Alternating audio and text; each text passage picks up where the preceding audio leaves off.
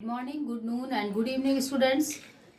Today, come with me in the series of the direct and indirect narration video. After a long time, I am giving you this. अब मैंने बहुत दिनों के बाद आपको ये वीडियो दिया है क्योंकि हमें लग रहा था कि आप पुराने वीडियो में रूल्स आप अपने याद कर लें क्योंकि इसके काफ़ी रूल्स होते हैं और थोड़ा इसको समझना पड़ता है.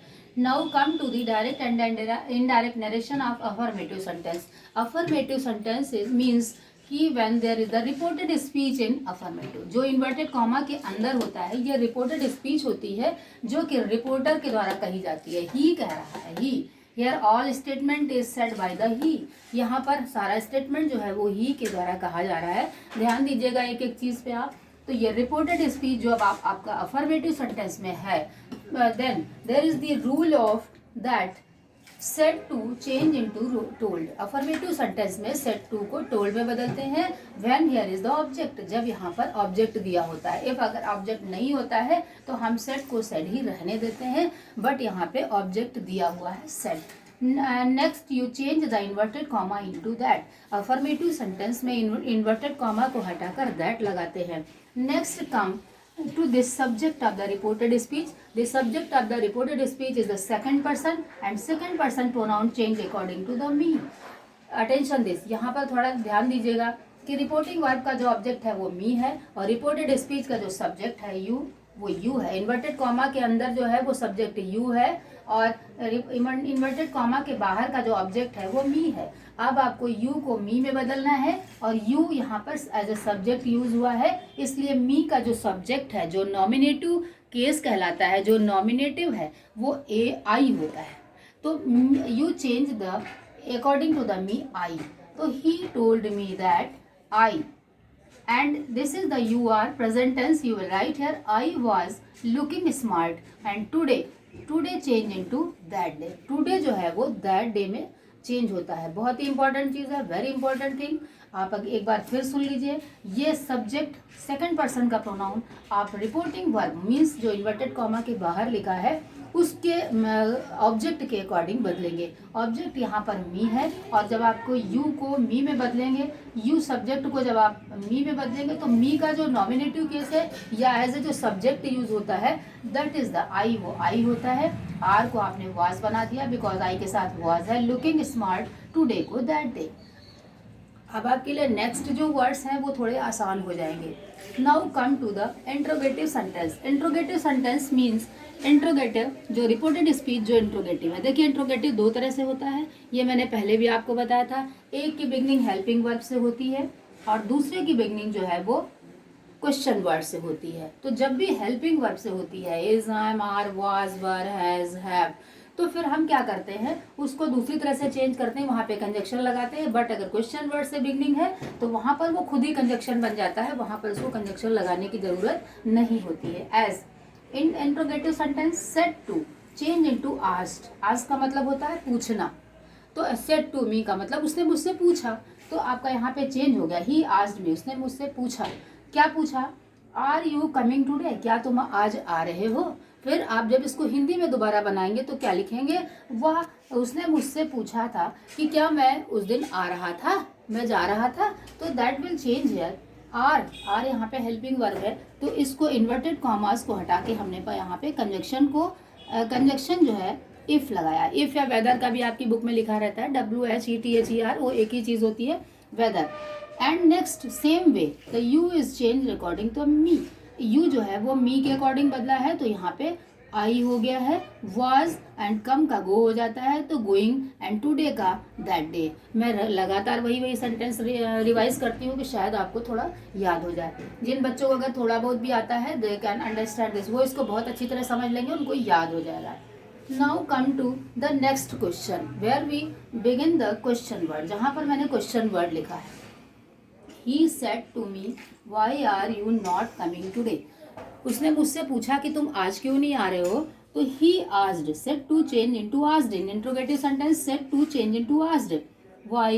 And according to the me, you will change I was not going that day.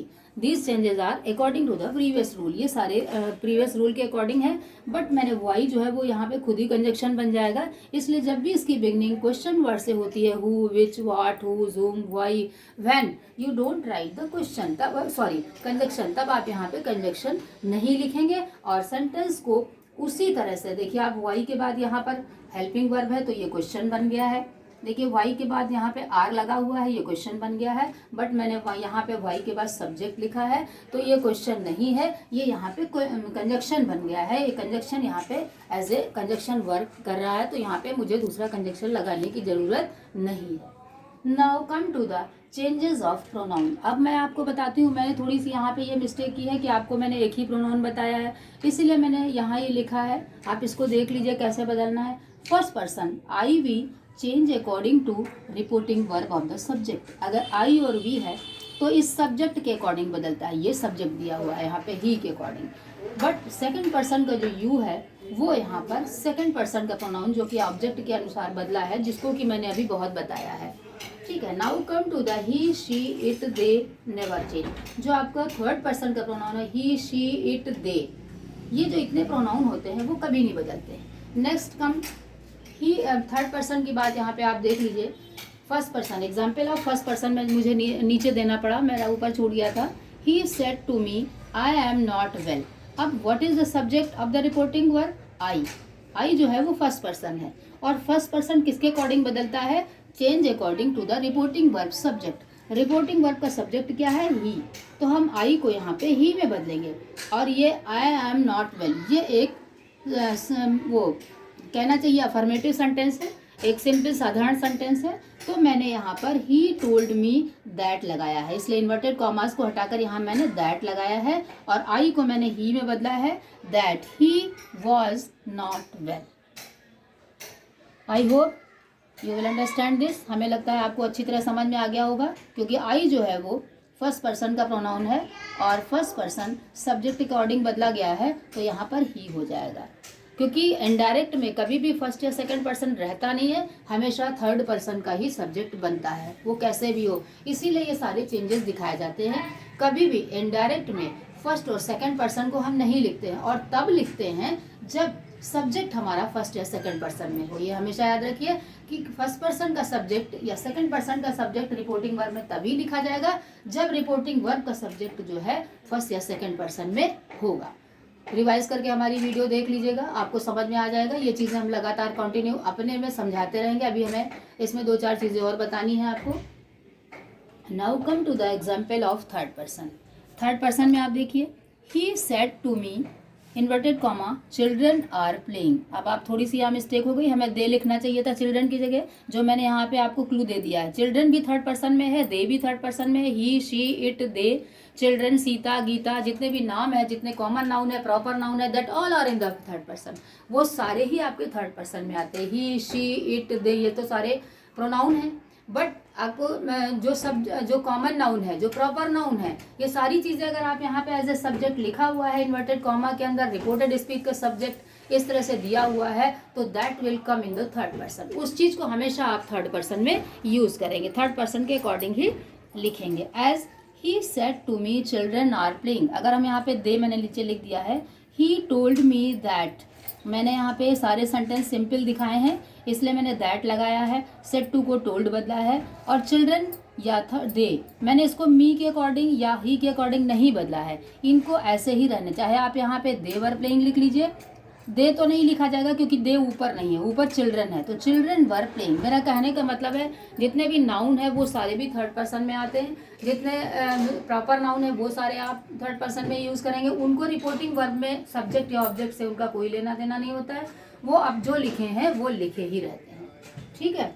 तो दे चिल्ड्रन वर प्लेइंग, बच्चे खेल रहे थे, and is am are change into was were, present continuous change into past continuous, ये चीज़ें सारी चीज़ें आपको लर्न करनी पड़ेंगी। नाउ कम टू हियर कि learn first person according to as subject, second person according to object, third person never change.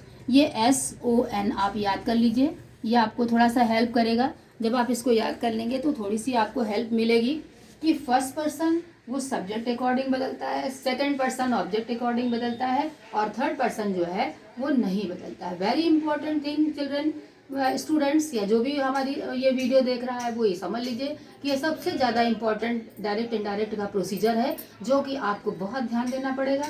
Video देखने के बाद आपको बुक से या कहीं से कोई भी पेपर से या किसी चीज़ से प्रैक्टिस करनी पड़ेगी। आफ्टर ए लॉन्ग टाइम जब हमारे सारे वीडियोस हो जाएंगे ग्रामर के रूल्स के, तो मैं आपको नोट्स देना शुरू करूँगी, आपको मैं एक्सरसाइजेस दूंगी कि आप इन चीज़ों को सॉल्व करें। And I hope you will understand, like my video, so you share and subscribe me, subscribe my video. Thank you.